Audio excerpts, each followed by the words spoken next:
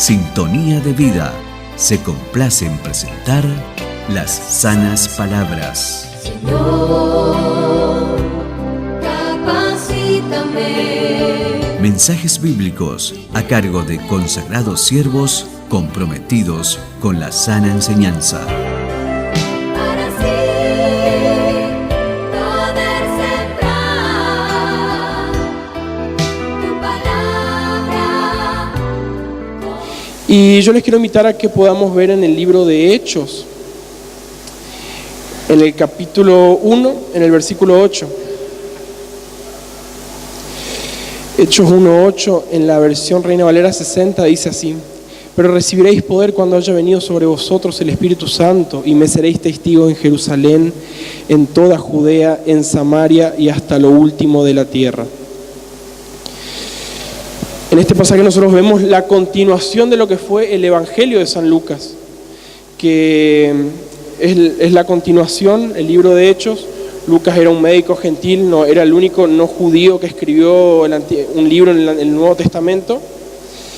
Y vemos en el libro de Hechos, sobre todo en este pasaje, cómo es el nacimiento de la iglesia después de Pentecostés, pero también la amplitud que debería tener el Evangelio para alcanzar a las personas.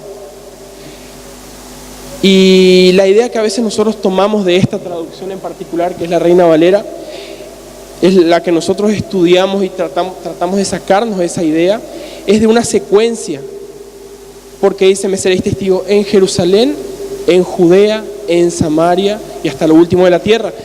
Pero estudiando un poco más, profundizamos un poco más, vimos que eso a veces difiere un poco con la idea original y con lo que la iglesia primitiva hace en el libro de Hechos, que es de trabajar acá pero también allá. Y eso a veces nos genera una idea tal vez un poco confusa, que nosotros primero tenemos que trabajar más acá de lo que allá, y tendría que ser algo igual, algo que no tendría que tener diferencias. Por eso les quiero pedir que leamos el mismo versículo pero en la versión NBI, que dice: pero cuando venga el Espíritu Santo sobre ustedes recibirán poder y serán mis testigos tanto en Jerusalén como en toda Judea y Samaria y hasta los confines de la tierra. Nosotros lo que podemos sacar de ahí es que la misión nuestra comienza en Jerusalén.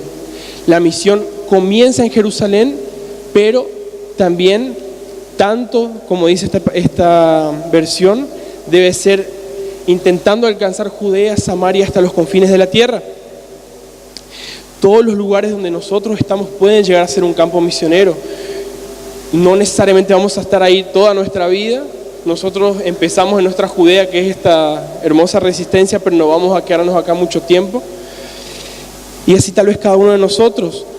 No necesitamos tampoco ir a Brasil o ir a España para ser misioneros. Cada uno de nosotros tiene que hacer la tarea acá, empezando acá en Jerusalén, pero no descuidando, no olvidando los que están en nuestra Judea, en nuestra Samaria, que están hasta los confines de la tierra, como dice esta versión. Y en los primeros capítulos nosotros de Hechos vemos cómo la iglesia nace y empieza a cumplir la gran comisión ahí en Jerusalén bajo el liderazgo de Pedro, bajo los primeros apóstoles, pero estaban centrados en Jerusalén, predicaban solamente para judíos, hasta que Dios envía algo que nosotros en nuestro día los vemos tal vez como algo es algo malo, es algo de sufrimiento, pero que es algo que hace crecer a la iglesia muchas veces, que es la persecución. Nosotros en el capítulo 8 de Hechos vemos cómo empieza la persecución en la iglesia primitiva. Vemos cómo ellos empiezan a ser perseguidos y por causa de esa persecución ellos empiezan a expandirse por las regiones que todavía no habían llegado, por Judea y por Samaria. Y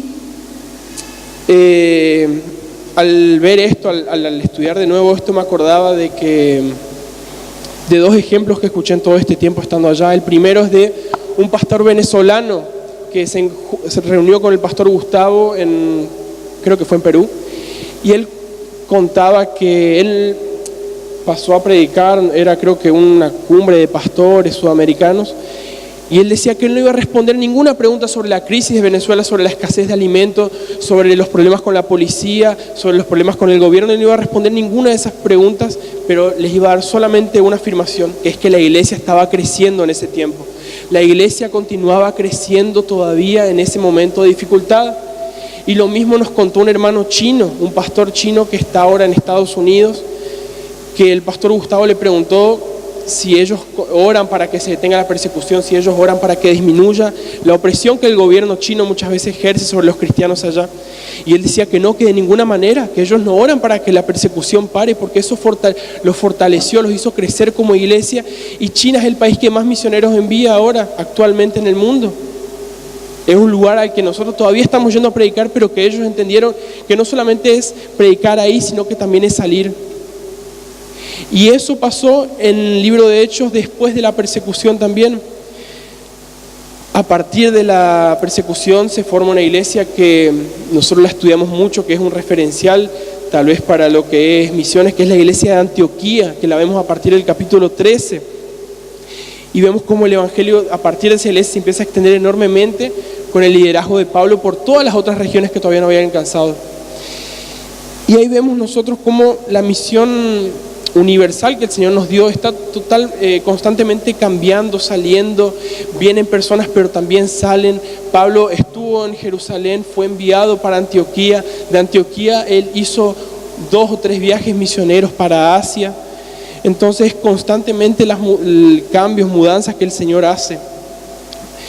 Y para explicar solamente brevemente lo que representa en nuestros tiempos Jerusalén, Judea, Samaria y hasta los confines de la tierra. Jerusalén es la ciudad donde nosotros estamos, es nuestra resistencia, en este caso las personas que sean de otra ciudad será su ciudad local. Es donde el Señor nos colocó, en la iglesia donde estamos en esa ciudad, y es ahí donde nosotros debemos tal vez ser testigos, ser testigos de una forma tal vez más fuerte, porque nosotros estamos todo el tiempo acá, nosotros conocemos cómo viven las personas, nosotros conocemos la cultura de las personas, nosotros sabemos que, por ejemplo, una particularidad que notaban las personas que no eran de acá del NEA de Argentina, es que se asombraban cuando veían que en Resistencia a partir de las 1 del mediodía de la tarde cierra todo, y eso solamente lo saben las personas que viven acá. Entonces nosotros conocemos la cultura, nosotros conocemos cómo viven las personas de acá, de nuestra Jerusalén. Entonces para nosotros es todavía más fácil predicar acá. Nuestra Judea era la provincia en la cual estaba Jerusalén como capital. Es nuestra provincia, es el Chaco. Y tal vez nosotros pensamos, no, pero ahí ya sería más difícil, eso solamente lo hacen los pastores, lo hacen los evangelistas, que hacen grandes campañas.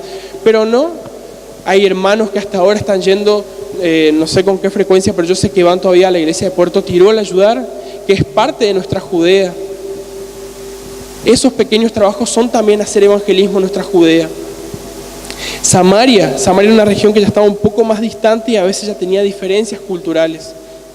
Y en eso podemos englobar lo que es nuestro país, lo que es Argentina, que no en todos los lugares se vive de la misma manera. Y por último, los confines de la tierra, hasta lo último de la tierra, como dice la última parte del verso 8, que obviamente ahí ya es cruzando barreras geográficas, cruzando muchas veces barreras idiomáticas, lingüísticas. Y eso es lo que el Señor nos llamó para hacer a nosotros. Nosotros tal vez pensamos, sí, pero tal vez, no sé, todavía creo que hay mucho para hacer acá en Resistencia, no podemos descuidar Resistencia, tenemos que enfocarnos más acá y después ir viendo los otros lugares. Pero no, nosotros tenemos que también pensar en las personas de allá. Les quiero compartir un relato que está también en el libro de Hechos, pero en el capítulo 16, del versículo 27 al 32. Y es sobre el relato del carcelero de Filipos. Y les quiero usar solamente esta narración como una ilustración para poder después comentar algunas estadísticas que tengo. Y leemos el versículo a partir del versículo 27 y dice así: el carcelero se despertó y vio las puertas abiertas de par en par. Dio por sentado que los prisioneros habían escapado, por lo que sacó su espada para matarse. Pero Pablo le gritó: detente, no te mates, estamos todos aquí. El carcelero pidió luz y corrió al calabozo y cayó temblando ante Pablo y Silas. Después los sacó y les preguntó: señores, ¿qué debo hacer para ser salvo? Ellos le contestaron: cree en el Señor Jesús y serás salvo junto con todos los de tu casa.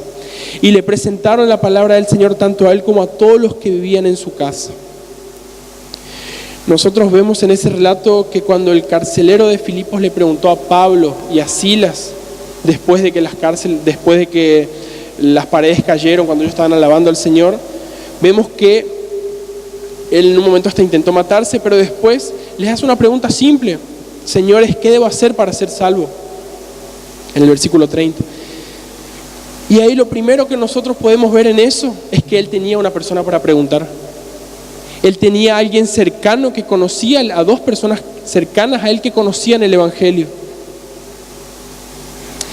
El carcelero y toda su casa, dice el relato al final, que creyeron y fueron salvos.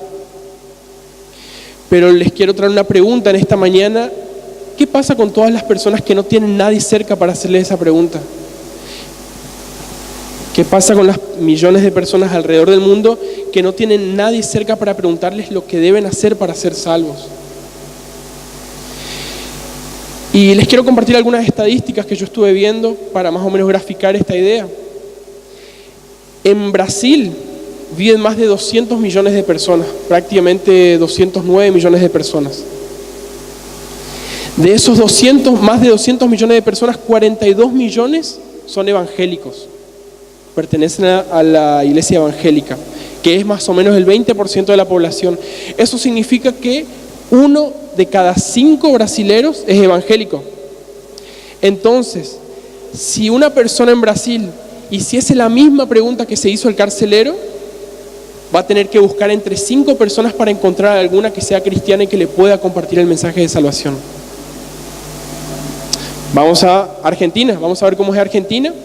Argentina tiene más de 40 millones de personas y tiene un poco más de 4 millones de evangélicos.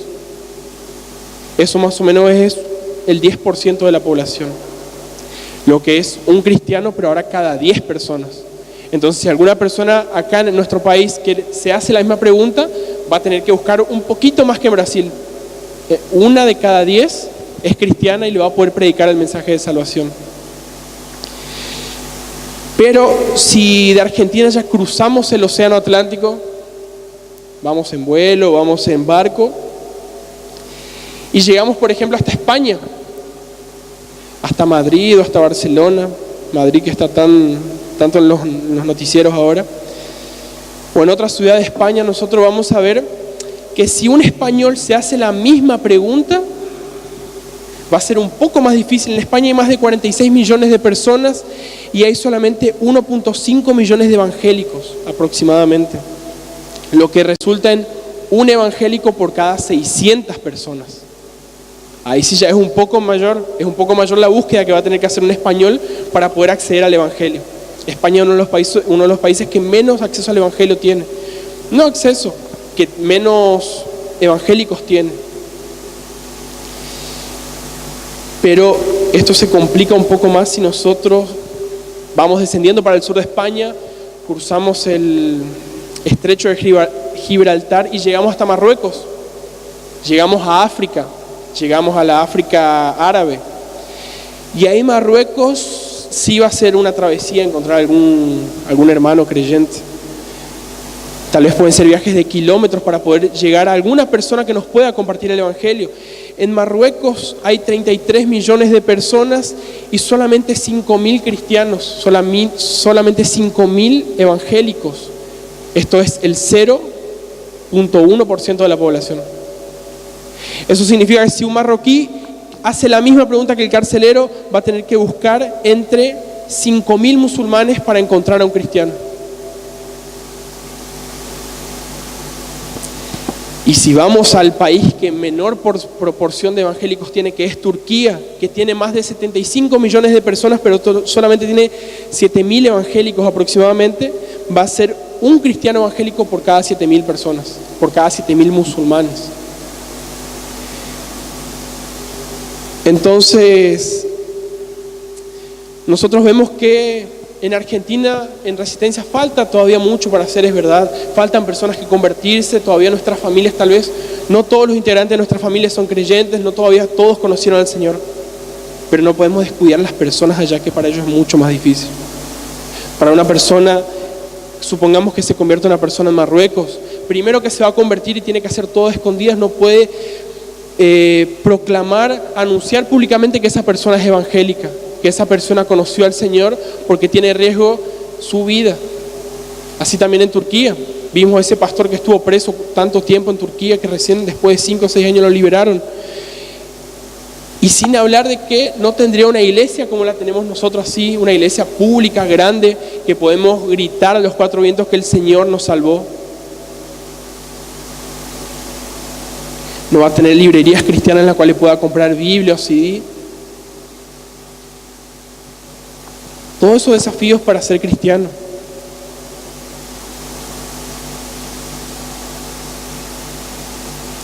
Para darle una proporción de necesidad, en la India hay 1.000 millones de personas, más de 1.000 millones, y solamente hay 26 millones de evangélicos. Pero así todo hay la misma cantidad de evangélicos que si sumásemos a Argentina, México y Colombia.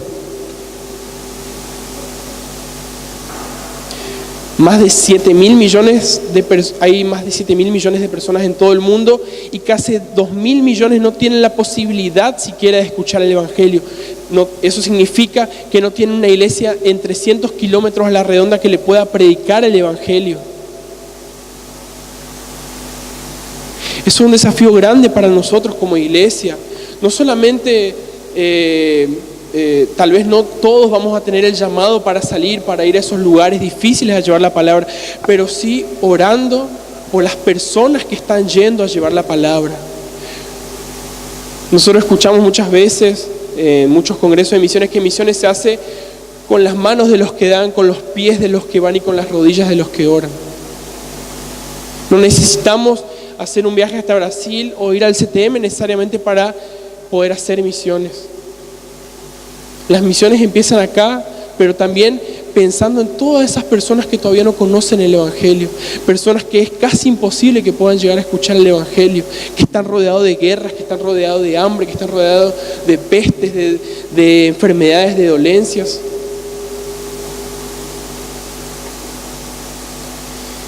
Muchas personas están yendo al infierno por causa de eso, y nosotros como iglesia somos los responsables de hacerle llegar la palabra a esas personas.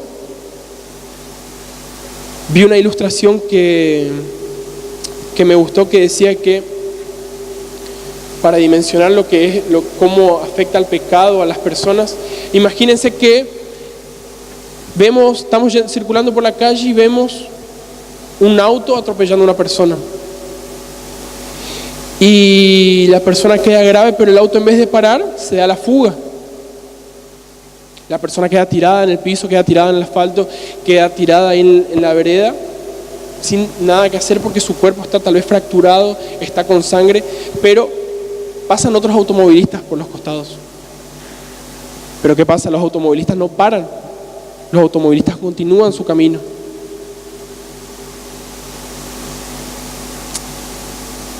¿Cuál fue el resultado de esto? Que la persona murió. Y el culpable de que haya muerto fue la persona que lo chocó. Pero tienen una responsabilidad indirecta todas esas personas que pasaron y no hicieron nada, que vieron a la persona necesitada y no hicieron nada. ¿Cuántas veces nosotros vemos acá en nuestros barrios personas que necesitan la palabra, que nos abren su corazón? Y yo me incluyo en eso también, pero muchas veces hasta tenemos vergüenza, tenemos miedo a lo que puedan llegar a pensar de nosotros, lo que puedan llegar a decir de nosotros. Pero esas personas están muriendo, están agonizando. Solamente el Señor sabe cuándo van a pasar al otro lado.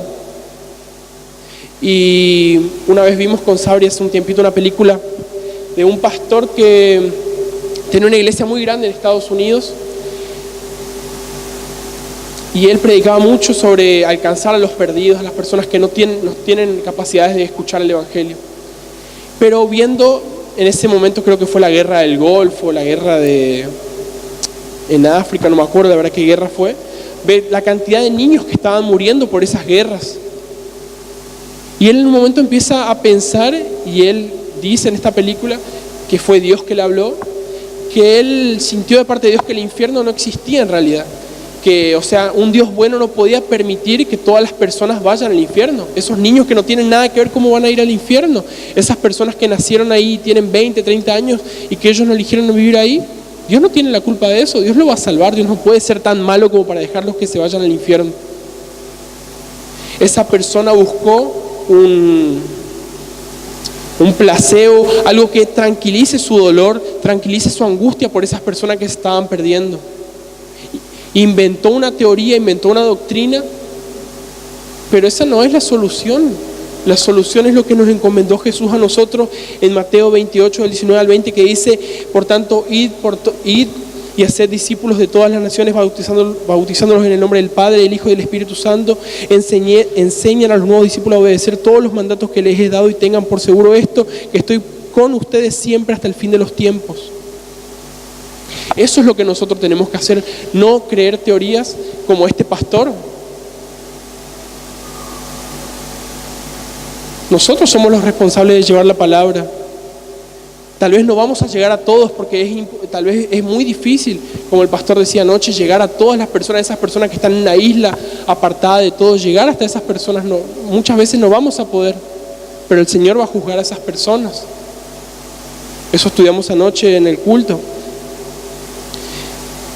Y cuando Jesús dio esta gran comisión, el término que Él usa ahí de naciones no es el término que nosotros tenemos actualmente. Nosotros naciones ahora vemos límites geográficos, es una nación para nosotros. Nosotros vemos el mapita de Brasil y vemos una nación, pero en realidad la palabra original que se usó para describir a naciones es la palabra etnos, que no significa una nación geográfica, significa pueblos, tribus. O sea que dentro de un país geográfico pueden haber muchos pueblos no alcanzados. Brasil es un país que tiene el Evangelio, pero no es una nación que haya recibido íntegramente el Evangelio. Hay muchas personas que todavía están apartadas en la Amazonia, en el Amazonas, en el nordeste del país, que todavía no reciben, así como acá en Argentina. La India es un país que recibió el Evangelio, pero no es una nación que se haya convertido al Evangelio. Falta mucho todavía para que todos los pueblos incluidos dentro de esa nación hayan recibido al Señor.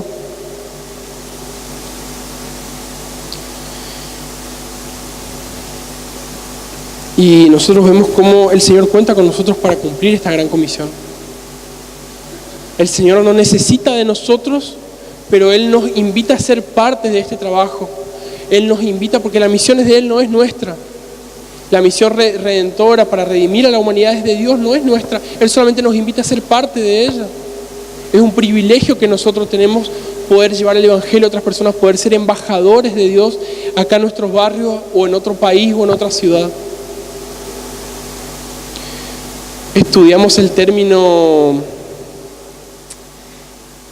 testigo, que habla en Hechos 1:8, y serán testigos, que la palabra original significa en griego martureo, que es la palabra de la cual también se desprende el término en español de mártir. Testigo y mártir vienen de la misma palabra griega.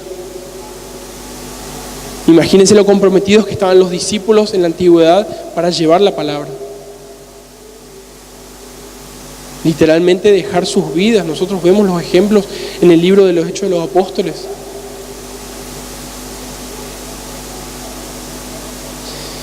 Y nosotros somos afortunados al haber escuchado el Evangelio, porque vinieron personas y nos predicaron. En mi caso fue mi prima Romina, hace 10 años que me invitó a la iglesia. Tal vez no tengo un gran testimonio de vida, pero sí que tal vez en ese momento, como muchos adolescentes, tal vez pasaban por momentos difíciles. Pero nosotros tuvimos a alguien que nos trajo a los pies del Señor, que nos predicó la palabra. Y no podemos seguir pensando que todavía hay mucho por hacer acá. No podemos descuidar lo que todavía falta por allá.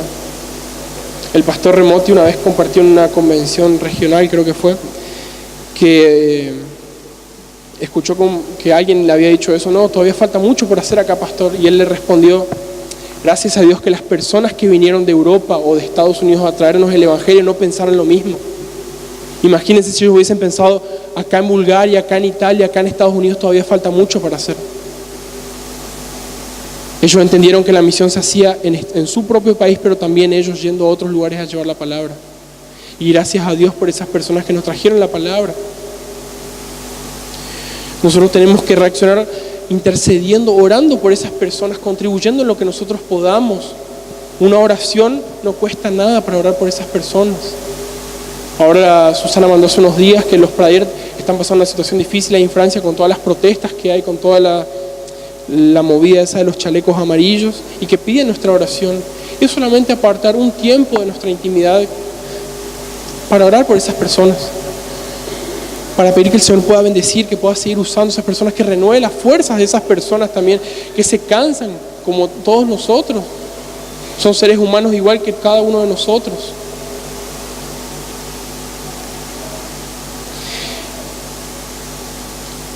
Una vez nos hicieron leer el ejemplo de Nehemías. Cuando Nehemías se enteró que los muros de Jerusalén habían sido derrumbados, dice que tal fue la angustia de Nehemías que cuando él lo supo, se tuvo que sentar, como que, imaginándolo ahora, como prácticamente le bajó la presión cuando él se enteró de eso. Y vemos el ejemplo de él, cómo él se puso a interceder por la ciudad, para levantar los muros de la ciudad. ¿Cuántos de nosotros intercedemos de esa forma cuando nos enteramos por alguna persona que está lejos del Señor? ¿Cuántos de nosotros hicimos lo mismo que hizo Nehemías por una persona para que conozca al Señor, para ganar una persona para el Señor? ¿Cuántos de nosotros tuvimos esa actitud de Nehemías, de interceder, de ponernos en la brecha para que esa persona pueda oír el Evangelio?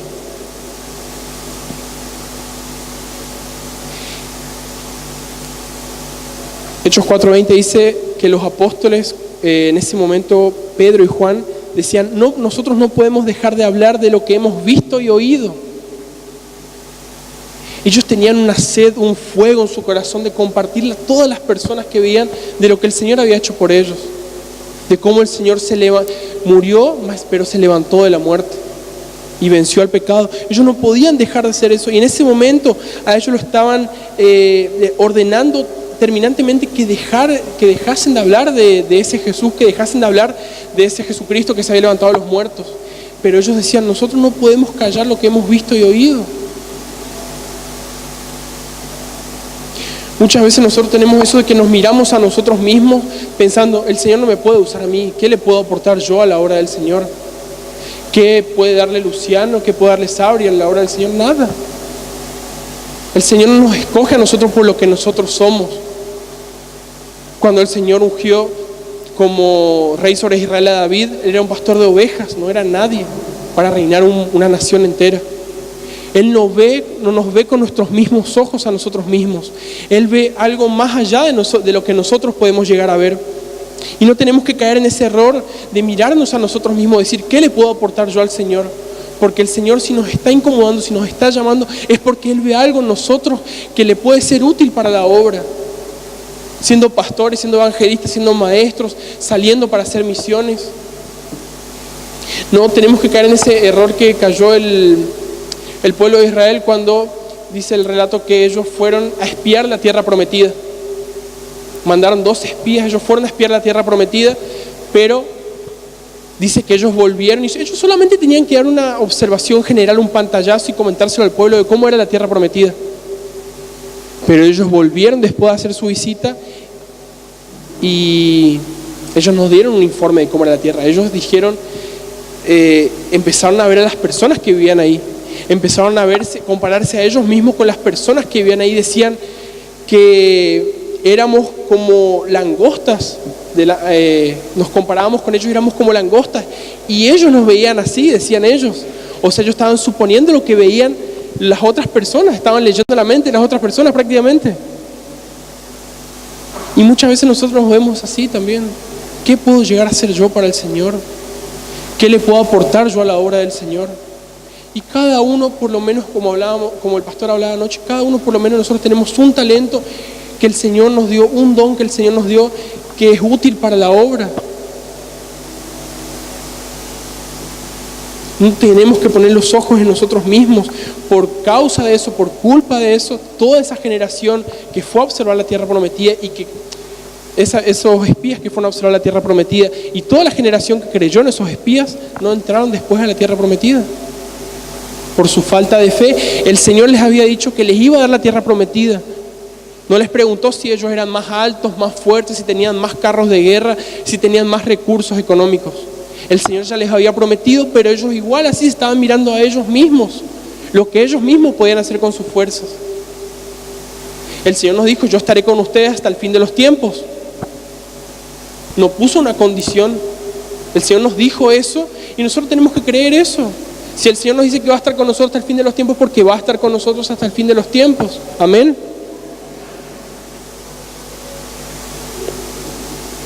Mi gracia es todo lo que necesitas, mi poder actúa mejor en la debilidad, le dijo el Señor al apóstol Pablo en 2 de Corintios. Él no mira nuestras capacidades humanas. Solamente uno de los últimos pasajes ya para terminar, en 1 de Corintios 1, del 27 al 29, en la Nueva Traducción Viviente dice así, del 26 al 29, perdón. Recuerden, amados hermanos, que pocos de ustedes eran sabios a los ojos del mundo o poderosos o ricos cuando Dios los llamó. En cambio, Dios eligió lo que el mundo considera ridículo para avergonzar a los que se creen sabios.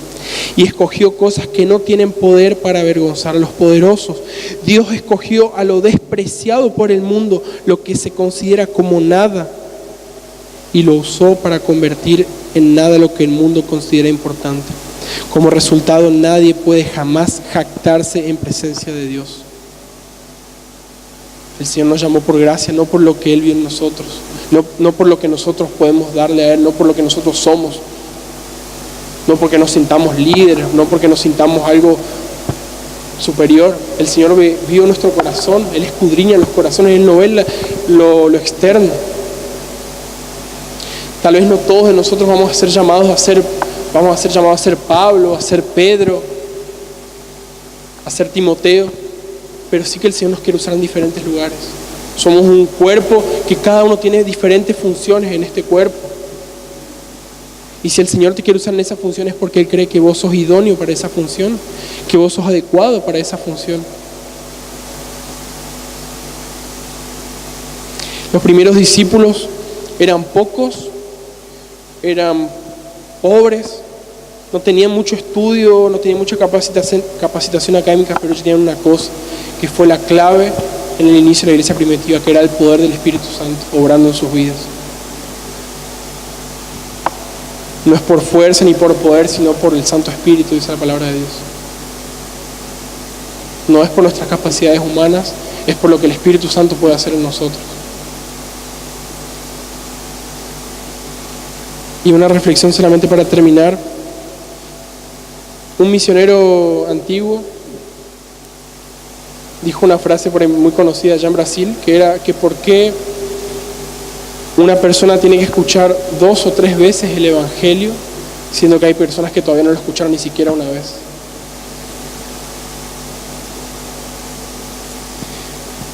El apóstol Pablo decía que se esforzaba por predicar el Evangelio no donde Cristo ya hubiese sido anunciado, para no edificar sobre el fundamento ajeno. Él quería ir a los lugares donde Cristo todavía no era conocido.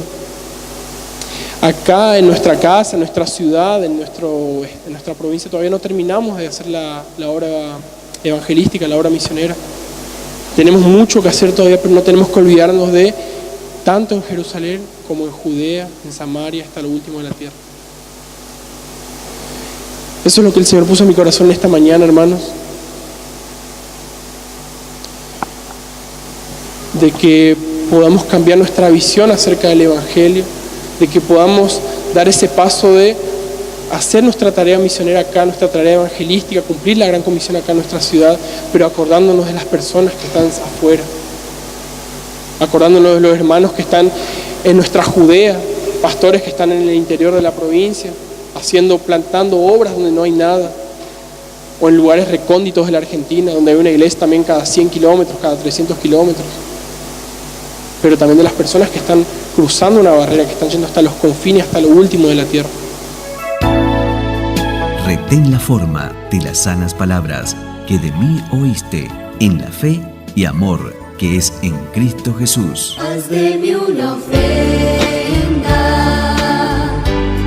de adoración a ti. Sintonía de Vida tuvo mucho gusto en presentar las sanas palabras. Mensajes bíblicos a cargo de consagrados siervos comprometidos con la sana enseñanza.